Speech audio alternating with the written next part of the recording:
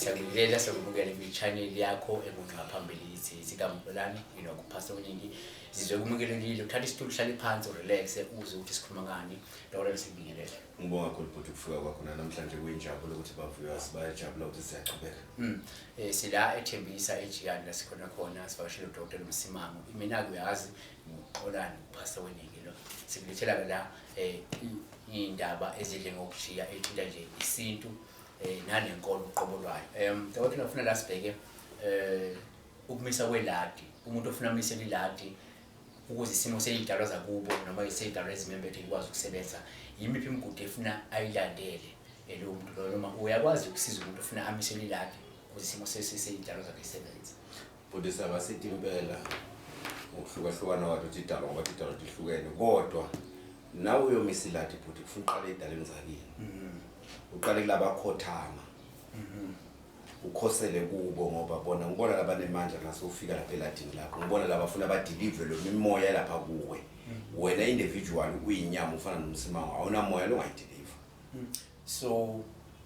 mawuthi ufuna qale lapha yimiphi imigudu efuna yenze ufuna uphahla ufuna shabe kwenzakalani babe utafuna hamba phuma ayibo bomsimango ayikulabanye bakubo labashayela lombolo kubaphakame bomsimango bamtholele ukuthi ufuna uyophahla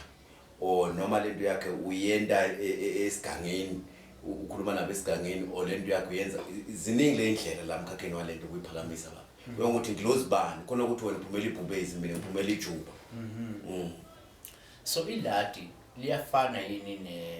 nokuthi mhlawumbe usukunikeza isikhwama esize yini umehluko phakathi kwe-Ladi nesikhwama makuthiwa wena ufuna umisa i-Ladi so kufanele ukuthi wena ufuna uthatha isikhwama kunemehluko omkhulu futhi bayakhohlisa abantu. Isikhwama sikhuluma with roots impande.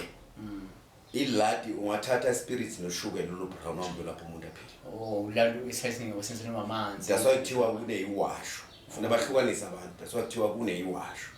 So na ukhuluma ngibungoma obugedla. Sikhuluma ngempande yesihlahla. Kuthi lesihlahla leso yasathi na kuthiwa na imbondvo lemnyama ufuna ukuthi imbondvo ihlume ebusuku noma ihlume emini. So now say Latin lemikhakha yeyihlahla awadi ukuthi lesihlahla lengisiphethe sihluma sikhatsini. Ukulapha kwemuntu ubhuti abantu ngeke ngive abantu bathi siyolashwa ufuna wathi ukuthi nawe uye kumsimango kulapha nangithi mina la namhlanje senda kokuthi nokuthi lempanze lengulapha ngami mina ngingumsimango ufuna ngiyathi ukuthi lempanze lehluma ngesikhathi lesongo ngakutshela ukuthi hayi Xolani wena ubothaya ebusuku into takho uvama nje laselo shore la nto ubona lokunhle wena mara nakusa ngathi tawona ngathi kuyafasa kwathi Msimango ukuthi lehlahle wena lekunike etolo lihluma sikhatsini. Manje uma kuthiwa kufanele ukuthi ulekelele umuntu ofuna umisa i-Ladi wena njengodokotela wesintu uyakwazi ukuthi umuntu ofuna umisa i-Ladi ukwazi ukumisa i-Ladi. Babe ngiyamisela le Ladi kodwa sibinzi sifuna siphume ngakuye because lapha eLadini babe ufuna ukutshela kuthi sibita ukuthi wohloka mathambo emthini uyehlo Hezekiya ufuna kube khona into etambusisa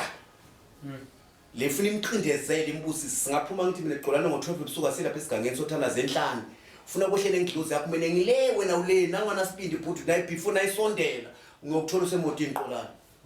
ufana ukuthi bengizele mina kothandaza ngedwana ngoba lento awunoyimela uyiva ukuthi nalo uchamuka izulu liyanqindezela udla phansi kodwa uqina kwakho kwesibindi uthi noma ngabe ngiyafa namhlanje ngifele eqinisweni lami iyafika kubusi sitakutshela 10 commandment kuMose enhlanu itakutshela ukuthi kumbe Xolani ungenzi lokho kumbe Xolani ungenzi lokho kumbe Xolani ungenzi sengisona siphiri saXolani ngiyona umhlahlandlela waXolani la usebenzisa iLadini lakhe. So iLadi uba nalo ngoba mhlawumbe kwakukhona wakini wayinalo noma futhi iLadi ubunalo liyandlula futhi engane zakho likabili bhuti ngakhona ekhathi khaya ukuthi ubekude eLadi maybe umbothokoza ungamagedla wena uthola ukuthi inglozi yakho yasomandla because umuntu una-2 inglozi ufuna bahlale bakwadloka unenglozi yasomandla unenglozi yakini lamhlabeni le yasomandla leyo hlale ithi noma untshontsha noma umosha ithi ungantshontshi ungaphinyi yasomandla leyo ungenteka ukuthi le nglozi yasomandla ngiyona lenemandla la kuwe leqhamuke ezulwini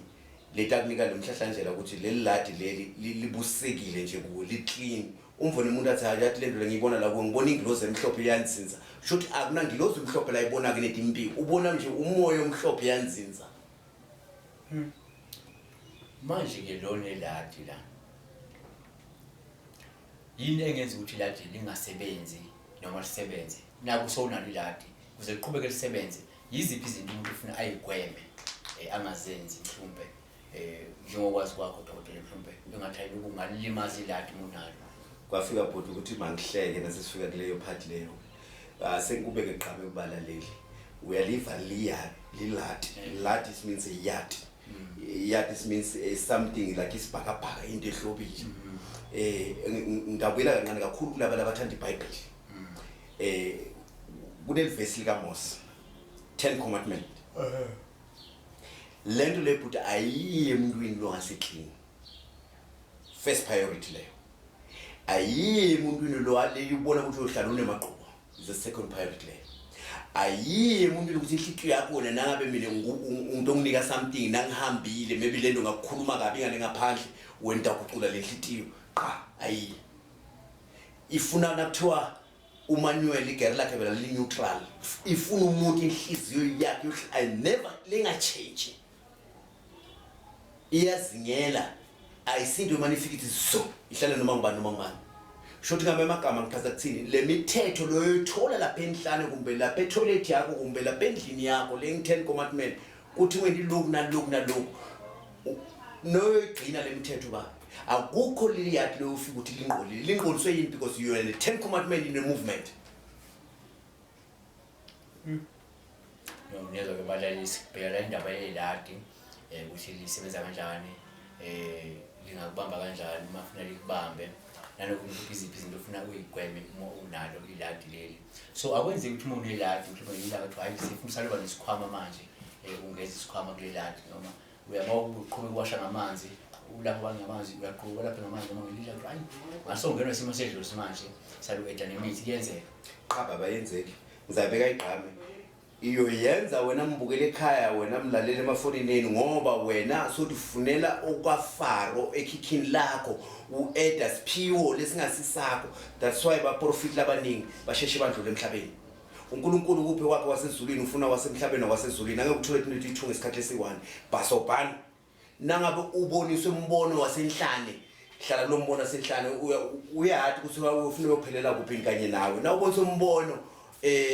wemawa sewutawubita kanjalo wemawa ngikhuluma ngethi imbanze emine emaweni kulukudle bamba kulukudle musu ukuhlanganisa tinto akuhambelani babe ngoba nothatha lokungqolile kulethe lokuhlobile lethi impahla tonke tiyadayeka ngifuna la siphethe ngelithi uma sebefikile kuwe abantu ukuze bothi lo ufuneka abe neladi lona ufuna kumezela iladi niyagugula kuqala bothi hayi lo kufanele abe neladi elithile noma ifuna athathe nje isikhwama sokunyanga ngikanigugule lokho mina babe kunemtimu la ekhaya abantu labakhula kuzala bawathi umtimu siyini umtimu ngawubeka sikhongwana la ekhaya noma neladi ukhulekela ngale ekhaya ukufika le mtimu ihlale ku ngidabona ngolokuphunga le mtimu yonke uyayiphunga le mtimu anginayo into ngidagugula yona anginasikhathi sokuthatha 300 rand wakho ngidatshela straight lalela la wena uphethwe ngamakhosi ezulu lungisela amakhosi akhe ezulu nangiceda kusho lokho ayakuthululeka la ikime etindlebeni tami ngidakutshela ukuthi wena ayila uyahlupheka kwenteka lokhu nalokhu angalahlanga hlolo kwenteka lokhu nalokhu hamba ulungisa lo mihambo yakho Msimango lo kanje